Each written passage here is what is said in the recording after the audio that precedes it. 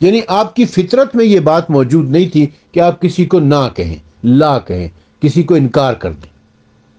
جب آپ سے کوئی مطالبہ کرتا تھا، کوئی خواہش کرتا تھا، کوئی ریکویسٹ کرتا تھا، آپ اسے ہاں ہی کہا کرتے تھے۔ تو ابو سفیان نے رسول اکرم صلی اللہ علیہ وسلم سے 3 گزارشات کی، 3 ریکویسٹ کی، 3 مطالبات کیے۔ کیا کیا؟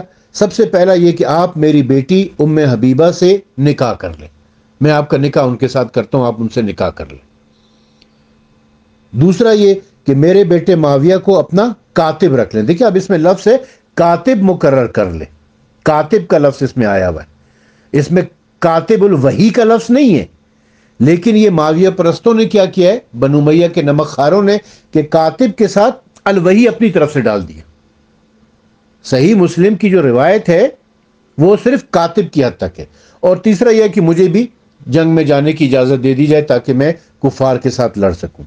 وہ تو پھر دنیا نے دیکھ لیا کہ ایک جنگ اس کے بعد ہوئی ہے، جنگ حنین، اور اس میں جس طریقے سے ابو سفیان بھاگا تھا وہ اہل سنت کی کتابوں میں جا بجا موجود ہے، اور اس کے اوپر میرا وائس نوٹ بھی ہے کہ جنگ حنین میں جو کچھ اس نے کر کے دکھایا، جس کی وجہ سے مسلمانوں کو شروع میں تو شکست ہو گئی تھی، بعد میں اللہ تعالیٰ نے فرشتوں کو بھیج کے مسلمانوں کو کامیابی عطا فرمائی تھی۔ لیکن یہ جو ایک تو دیکھیں اس میں جو 2 مطالبات ہیں، ایک تو ام المومنین حضرت ام حبیبہ رضی اللہ تعالی عنہا کے ساتھ شادی کی، اور دوسری معاویہ کو کاتب مقرر کرنے کی۔ تو یہ صحیح مسلم کی حدیث سے یہ بات ثابت ہو جاتی ہے کہ کاتب الوحی مقرر نہیں کیا ہے، کاتب منشی لگایا اس کو، کوئی چیز لکھ لیا کرے۔ اب یہ جو اب یہ روایت کتنی مستند ہے، اس کے بارے میں تھوڑا سا ڈسکس کرتے ہیں۔ اس میں جو ام حبیبہ بنت ابو سفیان کی شادی کا ذکر کیا ہے ابو سفیان نے کہ آپ میری بیٹی سے شادی کر لیں، یہ کب کی بات ہے؟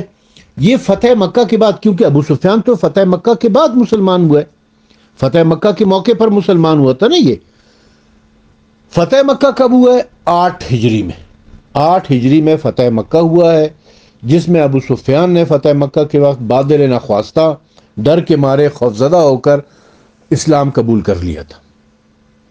اور اس کے بعد اس نے اسلام قبول کرنے کے بعد جب مسلمان اسے نظر انداز کر رہے تھے تو پھر اس نے رسول خدا سے ریکویسٹ کی کہ آپ 3 کام کر لیں، ایک تو یہ کہ میری بیٹی ام حبیبہ سے شادی کر لیں، دوسرا یہ کہ معاویہ کو کاتب رکھ لیں، اور تیسرا یہ کہ مجھے بھی جنگوں میں جانے کی اجازت دے دیں۔ اب یہ جو پہلی بات ہے کہ ام حبیبہ سے شادی کر لیں، ام المومنین حضرت ام حبیبہ رضی اللہ تعالی عنہا کتنی مخلص زوجہ رسول ہے، جو رسول اللہ کی 9 ازواج ہیں، ان میں جو 5 ازواج شیعہ ازواج سمجھی جاتی ہیں، ان میں ام المومنین بھی شامل ہیں، ام حبیبہ۔ ان کے بارے میں ام المومنین حضرت ام حبیبہ رضی اللہ تعالیٰ عنہ کے بارے میں جو اہل بیت کی اپنے آپ کو غلام سمجھا کرتی تھی، جناب سیدہ کے پاؤں دھو دھو کر پیا کرتی تھی، ان کے بارے میں تبلیغی جماعت والوں کی جو کتاب ہے فضائل اعمال، دیوبندی مسلک سے تعلق رکھنے والے تبلیغی جماعت والوں کی مشہور و معروف کتاب فضائل اعمال، جو کہ شیخ الحدیث مولانا محمد ذکریہ کی تصنیف ہے اور کتب خانہ فیضی لاہور پاکستان سے شائع ہوئی ہے، اس کے چیپٹر حکایات صحابہ باب 10 میں صفحہ نمبر 155 کے اوپر ام المومنین حضرت ام حبیبہ کا ذکر ہے۔ وہ کیا ہے آپ اسے غور سے سنیں۔ حضرت ام حبیبہ ابو سفیان کی صاحبزادی، ان کے نام میں اختلاف ہے، اکثر نے مرملہ اور بعضوں نے ہند بتایا ہے۔ ان کا پہلا نکاح عبید اللہ بن جہش کے سے مکہ مکرمہ میں ہوا تھا۔ دونوں میاں بیوی مسلمان ہو گئے تھے، کفار کی تکالیف کی بدولت وطن چھوڑنا پڑا اور حبشہ کی ہجرت دونوں نے کی۔ وہاں جا کر خاوند نصرانی ہو گیا، یعنی عیسائی ہو گیا تھا، مگر یہ اسلام پر باقی رہیں، یعنی ام حبیبہ اپنے شوہر کے عیسائی ہو جانے کے باوجود اسلام پر باقی رہیں۔ انہوں نے اسی رات میں اپنے خاوند کو خواب میں نہایت بری شکل میں دیکھا۔ صبح کو معلوم ہوا کہ وہ نصرانی ہو گیا ہے۔ اس تنہائی میں، اس حالت میں ان پر کیا گزری ہوگی اللہ ہی کو معلوم ہے، لیکن حق تعالیٰ نے ان کا نعم البدل یہ عطا فرمایا کہ حضور صلی اللہ علیہ وسلم کے نکاح میں آ گئی۔ حضور نے حبشہ کے بادشاہ نجاشی کے پاس پیام بھیجا کہ ان کا نکاح مجھ سے کر دو۔ چنانچہ نجاشی نے ایک عورت ابراہہ کو ان کے پاس اس کی خبر کے لیے بھیجا۔ انہوں نے خوشی میں اپنے دونوں کنگن جو پہن رہی تھیں اس کو عطا کر دیے اور پاؤں کے چھلے کڑے وغیرہ متعدد چیزیں دی۔ نجاشی نے نکاح کیا اور اپنے پاس سے 400 دینار مہر کے ادا کیے اور بہت کچھ سامان دیا۔ جو لوگ مجلس نکاح میں موجود تھے ان کو بھی دینار دیے اور کھانا کھلایا۔ اس میں اختلاف ہے کہ یہ نکاح 7 ہجری میں ہوا جیسا کہ اکثر کا قول ہے یا 6 ہجری میں جیسا کہ بعض نے کہا ہے۔ صاحب تاریخ خمیس، تاریخ خمیس کے جو مصنف ہیں علامہ دیار بکری نے لکھا ہے کہ ان کا نکاح 6 ہجری میں ہوا اور رخصتی 7 ہجری میں جب یہ مدینہ طیبہ پہنچی۔ نجاشی نے بہت سی خوشبو اور سامان جہیز وغیرہ دے کر ان کو نکاح کے بعد حضور کی خدمت میں بھیج دیا۔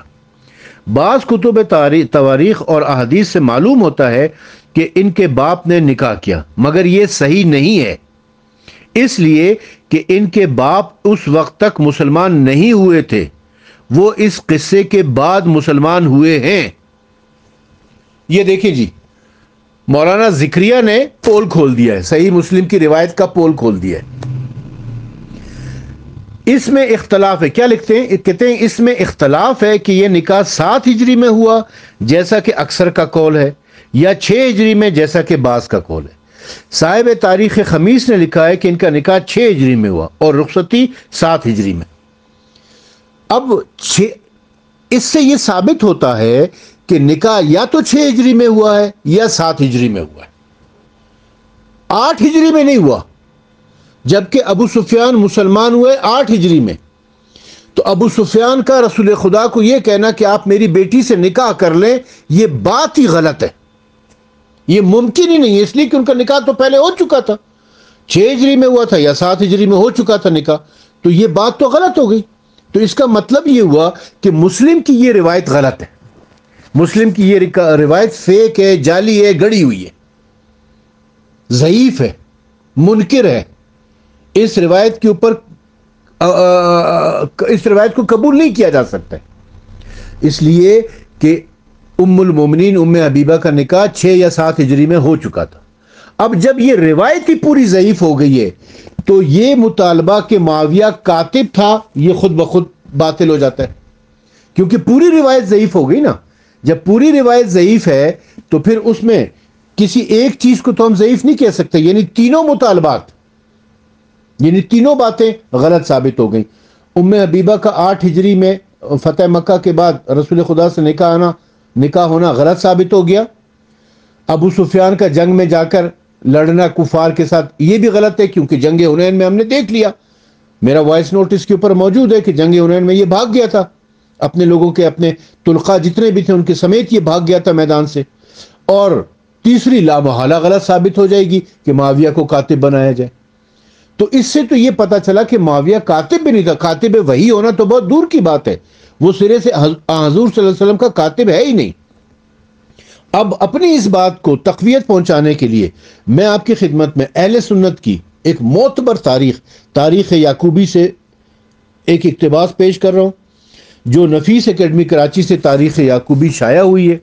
اس کی جلد نمبر 2 صفحہ نمبر 124 اور 125 کے اوپر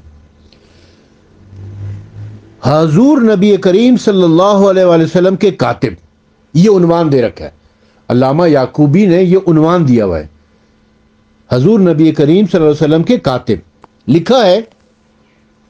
اور آپ نے رؤسائے قبائل کو دعوت اسلام دیتے ہوئے خطوط لکھے، اور سب کے عود و خطوط اور وہی لکھنے والے کاتب کون کون ہے وہ کاتب؟ اب لکھتے ہیں، حضرت علی ابن ابی طالب علیہ السلام، ابی سفیان، حضرت شرجیل بن حسنہ، حضرت عبداللہ بن ابی سرح، حضرت مغیرہ بن شعبہ،